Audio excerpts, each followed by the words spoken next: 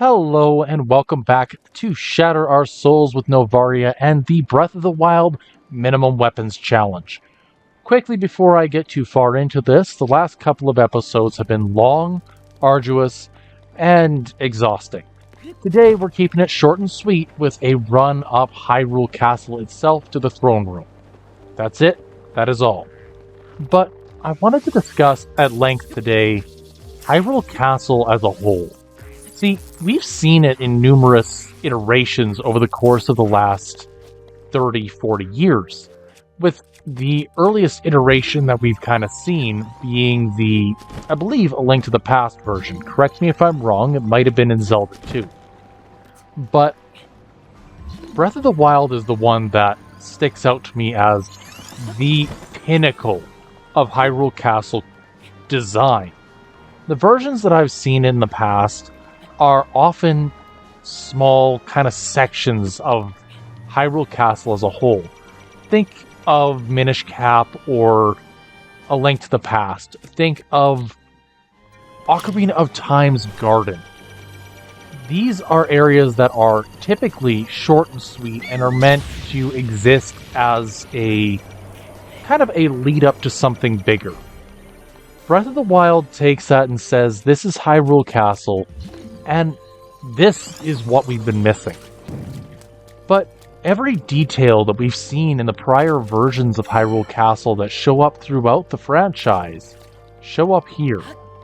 And to kind of iterate my point, we don't see the holding area underneath Hyrule Castle in Twilight Princess, nor do you see it in Ocarina of Time. You do, however, see the holding cells in the 2D games. Great. Little bit of flavor there. Perfectly fine. But you don't see anything beyond 2 rooms in Wind Waker. You don't see much of anything of this version of Hyrule Castle outside of Breath of the Wild and Tears of the Kingdom.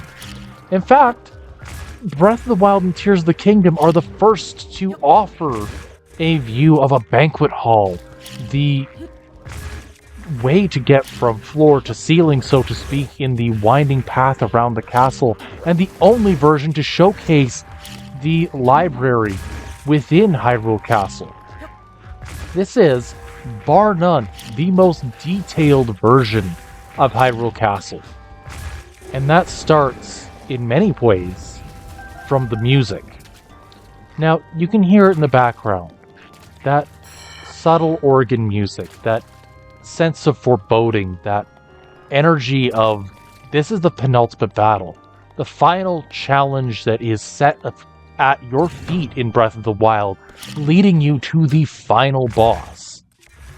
Until you run into the Stalnox, of course, but dare I say, that organ music, that lead up, has shown up in many cases throughout Zelda history, with one of the most notable being the version of Ganon's Tower in Ocarina of Time, where Ganon himself was sitting in his throne room aura farming, playing the very music that was getting louder and more foreboding, more dangerous throughout the entire dungeon. Hyrule Castle in Breath of the Wild, meanwhile, has what I counted approximately 4 separate versions of the same theme. Now, this isn't necessarily something that we are unfamiliar with. It's shown up that sound design in Breath of the Wild was something that took them a lot of time. Because when you have Link running around with an excessive amount of armor, you're gonna notice how he sounds, how he walks. If he has a bunch of metal or wood on him, you can tell the difference between the metal, the wood, the various types of armor, the various types of terrain that he's running around on. You'll notice how he falls and kind of flops on the ground and the sound that comes from that. Gamers are good at noticing when something sounds off. But the thing is that they also went to the extent of every area has some form of dynamic sound design that makes it stand out compared to other games out there. It just so happens that Hyrule Castle is a microcosm of this, where everything that you listen to, everything you see in this area makes sense. It changes depending on where you are. While you're inside, it changes in tune to more somber, it's more somber, more sad, more like lost history. When you go out in the open, it's more bombastic, it's faster paced. You have the snare drum running in the background that is kind of pushing you, trying to get the player to climb the tower, fight whatever is at the top. It ends up really driving home this sense of you have a job to do. And you can even hear a different version within the library and at the docks, which has a heavier sounding bass drum in the background. These different musical tones, while they might seem simplistic or small notes to make, they are incredibly necessary for the nature of this type of a game. Because the point isn't that these situations are a dime a dozen. This location is meant to be bigger, more bombastic, faster paced. It's meant to push you through point A to point B to C to D. It is meant to make you, the player, really think about what it is your goal actually is to be. Now, for me, I'll admit my goal has always been to save Princess Zelda, because Zelda's been locked in the throne room with Calamity Ganon for a century, and she looks pretty good for 100 years locked in stasis. But the thing that drives me absolutely bonkers is the fact that I know for certain that I want to get to the top. I want to help Zelda. I want to showcase that the hours upon hours of work devoted to this game are not fruitless. That Zelda would theoretically be saved by Link should the opportunity arise. And that's important. Breath of the Wild tries to push you in many ways towards that final goal. Now, open world games do struggle a lot with this, where open world games tend to have a more lenient approach to where you want to go. And in a way, I think that is also replicated in part by Breath of the Wild's version of Hyrule Castle. See, the castle itself doesn't have the, shall we say, stereotypes of a castle designed in Zelda formula, where it's a lock and key situation. You walk into Hyrule Castle from any direction that you see fit, and you're told have fun. Figure out how you want to get through. Do you want to visit the library? Do you want to visit the underground mine shafts, the docks? Do you want to go to the underbelly and the prison cells? Are you going to hoof it on the outer walls of Hyrule Castle? Or are you going to go or climb using the Zora tunic, simply so that you can get to the top as fast as possible? All of these options are available to you. Your decisions are what really drives this dungeon to be whatever you want as a player, whatever you want it to be. Now, my love of this dungeon comes in part from how open-ended it is. I love that this dungeon in and of itself wants the player to explore.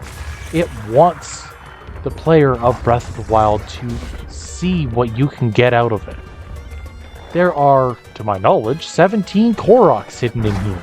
So if your goal was simply to find all of the Koroks, well, congratulations. This is another easy stop for you. Now, why are we here? Let's, I suppose, get that out of the way. I mentioned this was a minimum weapon run. And one of the weapons that I have opted to carry with me for the remainder of the game is the Hylian shield. For those that haven't known yet, there are 3 weapons that I was tempted to use. The Master Sword, the Hylian shield, and the Bow of Light. Now the Master Sword is pretty much a given. If you're going to have a sword, that's the sword you're going to use. But the thing is that as I was considering it, I realized that the bombs are still versatile enough that I might not need the Master Sword at all. So we're going to kind of test the waters a little bit and see what that can do. But I also know that Calamity Ganon has a phase that can only be broken by either a shield or Urbosa's Fury.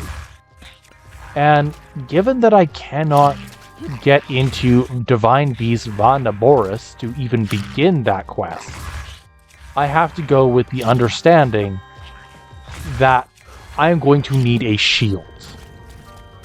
Does it suck? Absolutely. Is it worth using a bow that is illegal to get into the second, or get into one of the Divine Beasts for what is effectively a one-off weapon that may or may not be useful?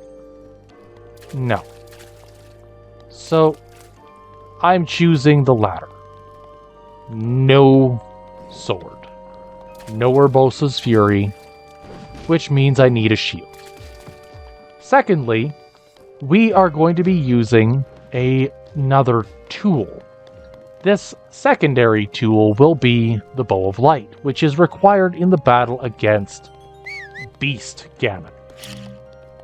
Beyond that, every other tool, every other item, you name it, that I use for the remainder of the game is going to be dictated by whether or not it's actually a necessary weapon.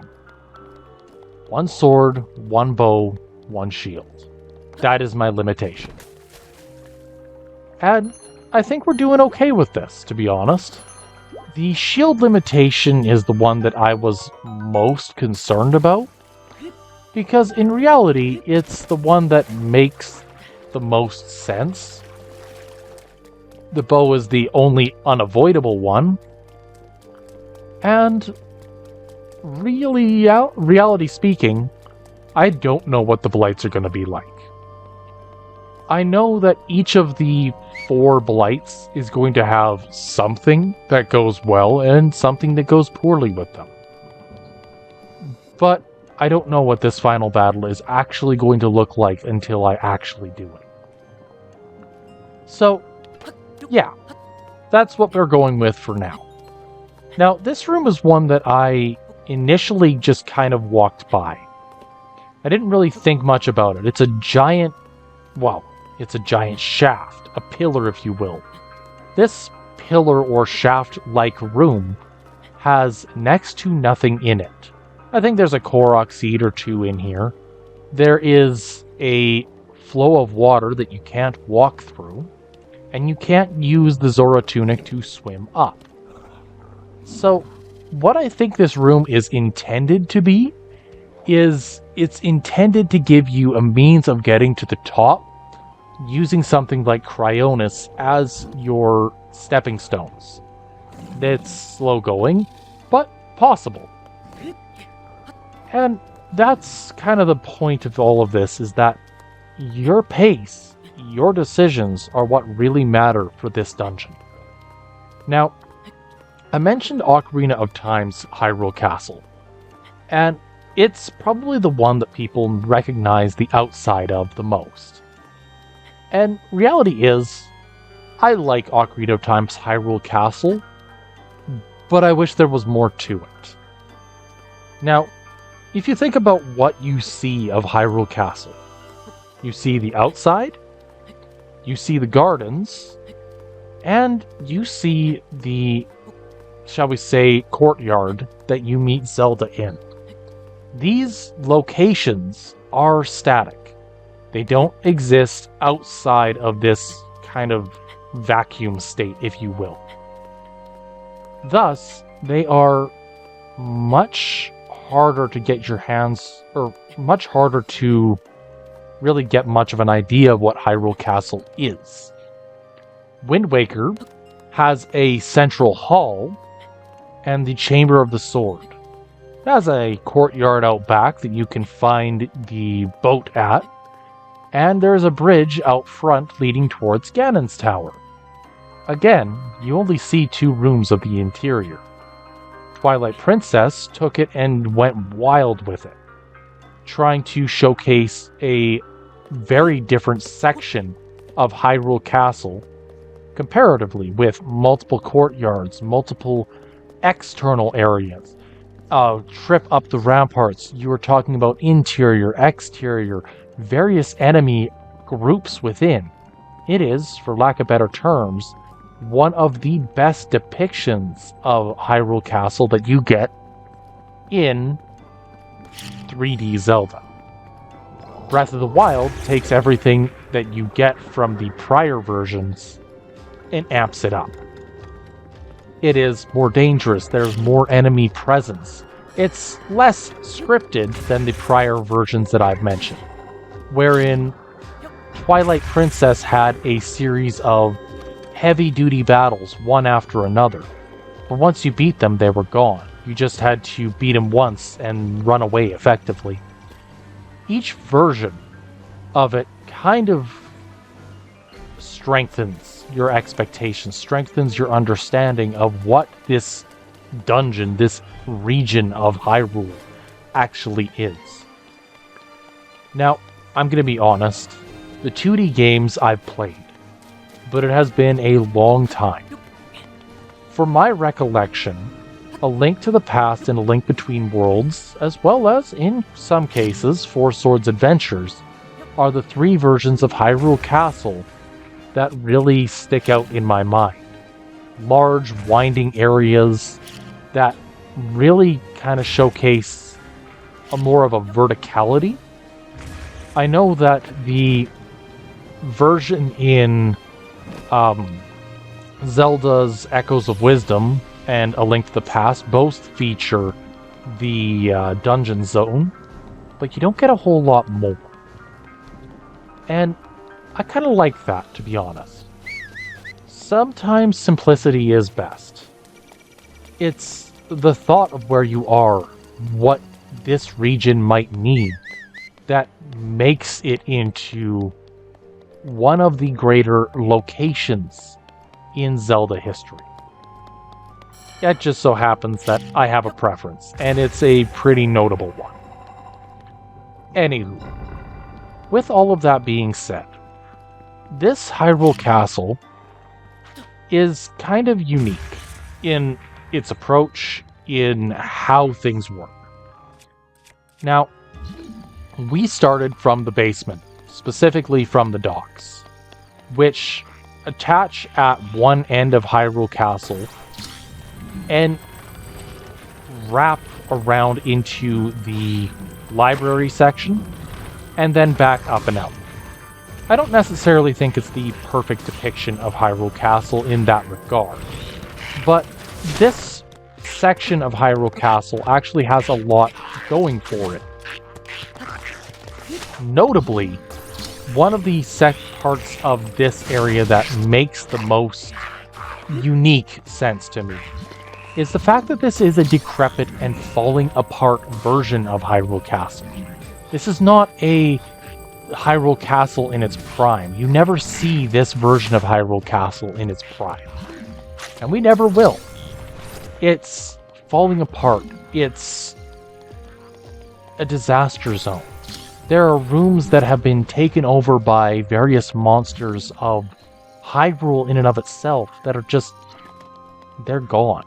Their history, their significance, at least at the time, has been lost to what these monsters have done to Hyrule Castle. Now, you're going to notice that of the area I'm in, I'm pretty well at the highest point I'm going to get before reaching Zelda's shall we say, Zelda's room.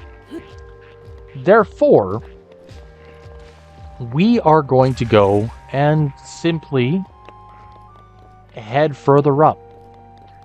And it is at this point that I'm going to start using a couple extra tools. Notably, I'm going to try to be using the waterfall system to get higher up faster. Now, part of the reason behind wanting to use the waterfall system is because there are 2 gatehouses on the exterior of Hyrule Castle, both of which house a silver lionel. Now, I know that theoretically I have all the gear I will ever need to beat Hyrule Castle's 2 lionels. But I also know that I don't have enough gear to beat both of them and the 6-phase final boss. And to be honest, I'm not even sure I can beat the 6-phase final boss on its own. So, yeah. We're kind of going to be fudging this a little bit. And we're going to go up at the kind of slower pace that Okay. At a bit of a slower pace comparatively. And that's kind of going to be the theme here. We're going to go along the outskirts, destroy a couple enemy encampments probably, and then hopefully use the water spouts to get higher up faster. I think that's one of the things that kind of bugs me about this dungeon. If for whatever reason you have the Zora's Tunic, you theoretically have a easy way to get to the top of the castle. This isn't game-breaking or anything, but it does mean that a lot of the situations that were planned for the player to go through to get to the top of Hyrule Castle don't exist. They don't happen because why would they? You have effectively found a way to the top of Hyrule Castle without getting into conflict. Conflict which is ordinarily unavoidable. Anywho, actually, we're going to try to climb the side of this and see if I can go on the outside. It's raining. Okay. So, knowing that it's raining, one more attempt to see if I can get up higher with the stamina I have.